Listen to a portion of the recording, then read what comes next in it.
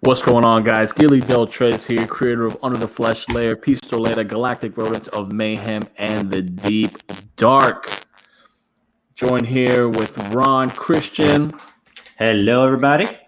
And we're going to be talking about The Mandalorian. There's been some chatter on the social media sphere, some wokery involving episode 4.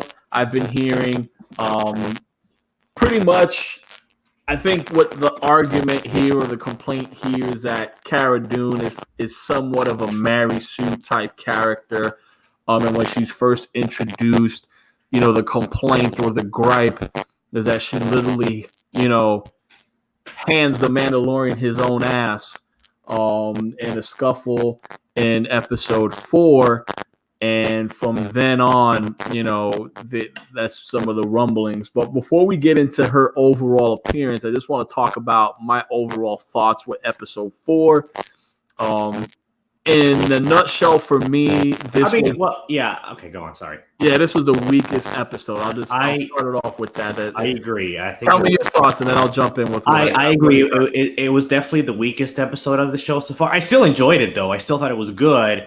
But compared to the previous 3 episodes, it's definitely the one at the bottom of the list for me, Mostly because the whole, village in danger and then someone else coming in to save it has been a trope and a story that I've seen a lot. And it's even been done in Star Wars before. It was done in an episode of the Clone Wars, the same storyline.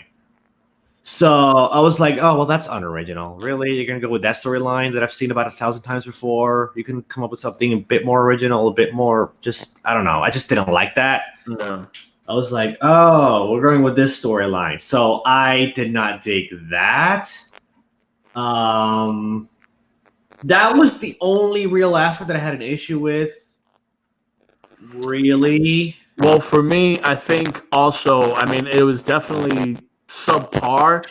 I understand that village in dismay or in despair, we hire the outsider to save the village. I know that's been done to death. Mm-hmm. For me, that didn't bother me as much. It was just only how it was handled. It literally, for me, I swear, it was almost like copy and paste from the Lord of the Rings, in my opinion. It's almost like this village is like the Shire, and then everything's so cool and happy and just pleasant. And all of a sudden, you have the orcs, because for me, they were like orcs. Yeah. Like, literally, I saw it, and like when I saw them, like, these are literally orcs in Star Wars. Mm-hmm. And they just, they come and take, they take some food, some nice neon colored bright blue fish that seems to be, I think they were like krill or something. I think krill or whatnot. Yeah. But for me, it was literally like just, it could have been a frame for frame cut and paste off of like one of the, Lord of the Rings montages. And I'm like, like that. Okay. Okay. But then from then on, the Mandalorian gets hired. He sees this as maybe like a place he could settle down. Yeah. All the stuff with like, the Mandalorian and Baby Yoda was adorable again in this episode. And, that was cute. Baby Yoda gets along with the kids. And he's thinking, that was cute. I like that. That was cute. Maybe I could settle down here. They had a female figure there that, she's probably been through some stuff, but she kind of there seemed to be kind of a buddy romance between the Mandalorian and that woman, right? He almost a little bit. Yeah, she's like, hey, you could take your helmet off here, and there's a shot where he actually takes his helmet off. You don't see it, yeah. You don't see him, but you see like him take it off, and you don't see his face, but you see him place the helmet, on a little railing, and while he's having his little coffee. Do you think he considered it like staying there, like? Even for a second? Yeah, of course, because he when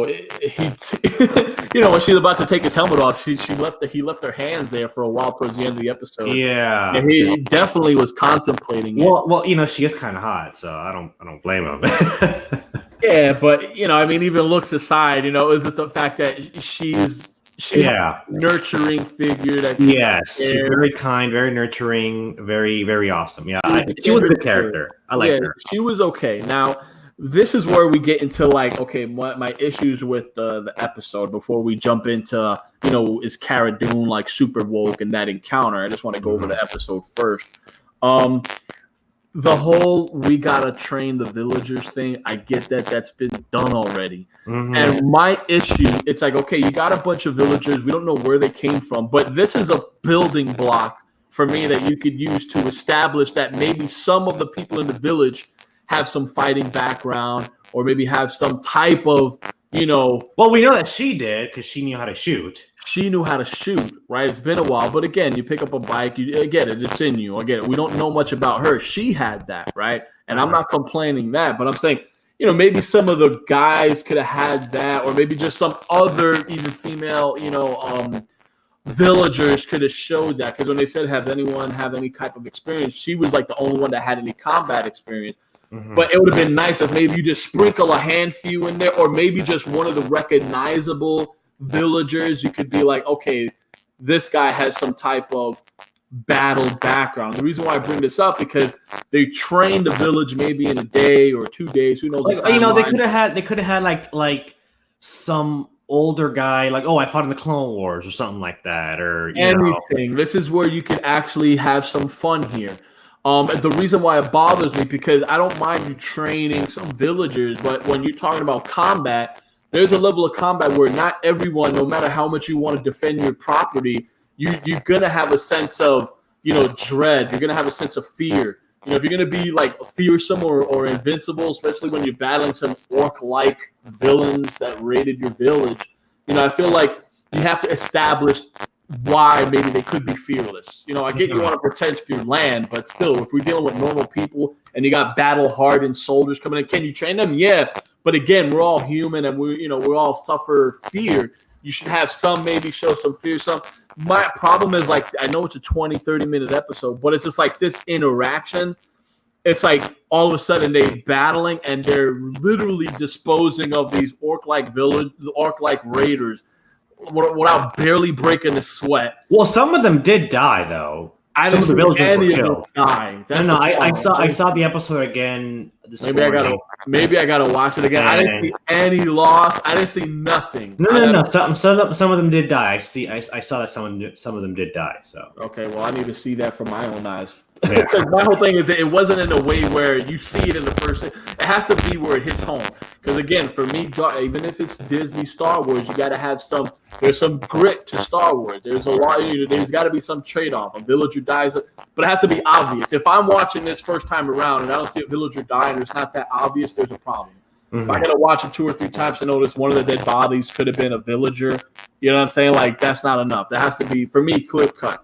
But that was one issue, is like one of the villagers also does like, it almost looks like a karate move with like the staff or something, or a spear. So he did like a 1-2. It was almost like it looked like Donatello from the Ninja Turtles. What the hell? Like if you would have showed that maybe that was the battle-hardened villager. That again, these are minor gripes because again, the episode was okay. But it was definitely the weakest one. It was weak, and it's where you're like, you don't want to get into this filler material territory. And I feel like we're moving the story along, but again, he's getting in these little adventures, and I'm all for that. But again, it has to still feel authentic, and it can't be too goody happy for me. That's just my opinion. So that's one gripe that I had. The walker, I think, was pretty cool. With the red eyes, it looked menacing, and then like they sprung a trap for it. When it didn't walk in, I don't know if it was because it knew the puddle was there, or just like by chance it just stopped because it's surveying the landscape and trying to find, any signs of life. That whole, they did that well. And the fact that it closed out with, he wants to leave Baby Yoda there because it's going to be peaceful, but then there was a bounty hunter that tracked Baby Yoda, and like, okay, Baby Yoda ain't going to be safe, so now Cara Dune being a badass again in that moment, that was pretty awesome. Yeah, now here's the thing. Now we get to a little, we're sculpting a little the story of episode 4. Now we get into Cara Dune, right? So her first appearance, right, is literally when the Mandalorian steps foot on this farm planet. Cantina kind of, yeah. Cantina on this farm planet. And he catches her attention. So the moment he looks at her and they show her, it's already established they have some kind of history. And right literally when he's getting served, he tells the waitress, hey, watch Baby Yoda, because when he takes his eyes off of her for a moment, she's gone. Mm-hmm. So she noticed him, he noticed her. They got some kind of history. He goes outside. They get into a scuffle. He's literally whacking her. She's taking the hits. She's getting hurt. She's hitting him back. She's formidable. It's obvious she's formidable. Yes.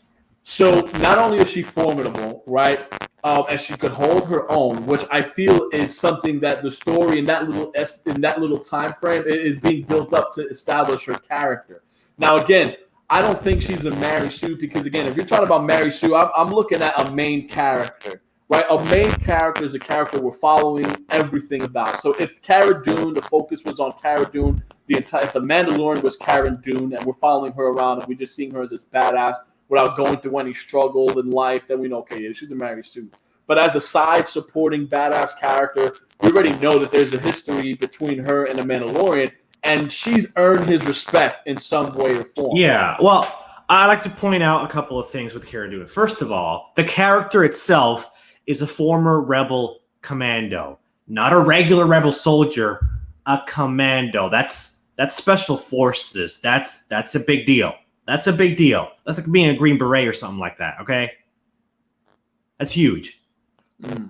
Number two, the actress is an MMA fighter, and she's built like a brick. Look at her. She looks like she could kick my ass, like, for sure. I'm gonna be honest. Gina Carano, that's the one who's playing this role.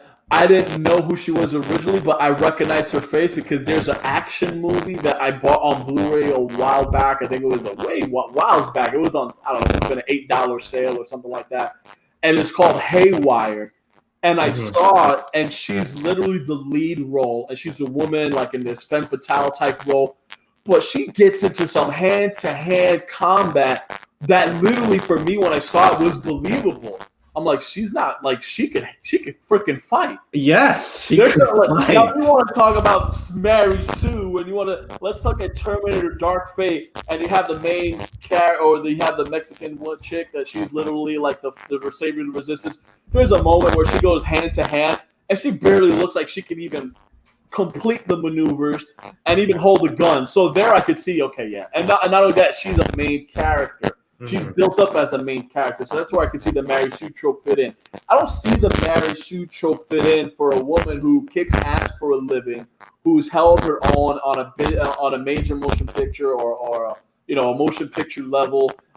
And honestly, within the structure of the film, within the framework, we already see her as a character that has Mando's respect. She could hold her own against him, but even then, in the fight, it ended as a stalemate because they both end with the black. Exactly. It wasn't like she kicked his ass. It was a draw. It was a fit. It was a draw. It wasn't like she was. And not only that, we're really getting into this territory. What about Game of Thrones? And we see Brienne of Tarth. All we know about Brienne is she's huge. Okay, her looks show that she can kick ass, and we tolerate it. Does that make her a Mary Sue? No, not at all. She basically went against the Hound and gave it to him, and I love that. And that's a woman character kicking ass, and we don't know her backstory. We didn't. I have no issue with Cara Dune. I think she's a pretty cool character so far, and I look forward to seeing more of her. Exactly. If anyone wants to make a meal out of this, it's literally clickbaiting. It's literally just literally nitpicking and whining. Yeah, I agree with you there. Yeah, who looks and who is shown they've established themselves. And if you can agree that Cara Dune is not a Mary Sue, then you can understand why Brienne of Tarth also isn't a Mary Sue. You can go through that. Now, if you want to pick apart why Cara Dune is a Mary Sue, and you're not taking into the fact that she kicks ass in real life, and she's an MMA fighter who can hold her own, then by that argument, you might as well complain Brienne of Tarth is a Mary Sue. Because, again, she's not a main character, but she has a pivotal role. But we never see her struggle. We never see it. We've seen her struggle in a fight. We've seen her struggle in that sense. We've seen character building as far as decisions she's made. But we don't know about her background. We didn't know her childhood. We don't know what she went through to become a knighthood. For that, she could be a Mary Sue if you want to argue that. My thing is Cara Dune, in my opinion, isn't a Mary Sue. I don't think it's woke. I can't say this episode is woke. No. It wasn't the greatest episode. It wasn't well directed. I definitely don't like the episode as far as compared to the other episodes. Yeah. For me, if I'm going to give it a review, I give it like a 6.5 out of 10. I'd even go as far as a 6 out of 10. Because a 6 is just it's average. It's above average. 7 is like you're borderline. 8 is good. 9 is great. 10 is just like excellent. You know, I'd give it a 6.5. I'm not saying it was the greatest episode, but it was cool enough where I wasn't, you know, it wasn't a pain to get through. Yeah, and in every TV show that you watch, you're not gonna love every single episode. Right. So anyway, that's my 2 cents. Anyone that, you know, has a comment about Cara Dune, thinking she's an SJW, you know, it's fun. Yeah, it's funny because like, okay, that's cool. Yeah. But I don't see it. I don't see it either. I like her character, and now more that I recognize her from the movie Haywire, and I love that movie. She was also in Deadpool, the first Deadpool. Ah, okay, yeah. So again, I like her. She fought Colossus in that. It was a pretty cool fight. Yeah. Again, I like her. She can hold her own in real life.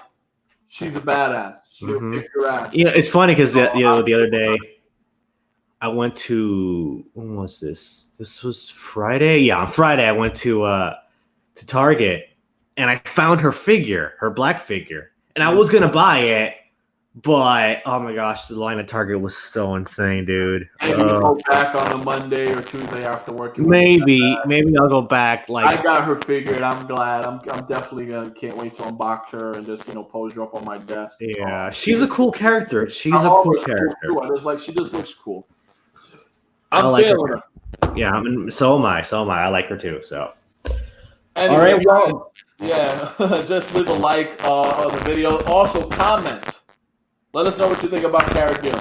Yeah, let us think what you know. What happened, right? Yeah. Let us think what you know. What you think? Let us know. Let us know what you think about our videos and what we're doing here and whatnot. This might not be for much longer, though, right? Right, Gilly? Yeah, I don't know. Just from hearing a lot with the copper and stuff. Yeah. We might look to doing a podcast, an official podcast stream. We're going to look into that. In the meantime, you know, we'll drop some videos here and there. But again, we don't know what the future holds as far as that, you know, how the landscape is. Yeah. Anyway, we're going to jump on Prime Heroes channel. We're going to talk about the Fallen Order, our initial thoughts. We're going to save a spoiler video for when I beat the game. I haven't even beaten the game, but I'm like closer than you are, though. But oh wow, okay. I'm getting close to 100% on Zepho, and I already have 100% on Logano and Kashyyyk. Nice. And 1% on Dathomir, so I know I got a lot to go with that. Yeah, Dathomir is definitely the toughest planet it's pretty hard. It's challenging and stuff. All right, so guys, initial thoughts coming up on Ron's channel, and you know, we'll stay tuned for the next one. Take it easy, guys. All right. Later. Later.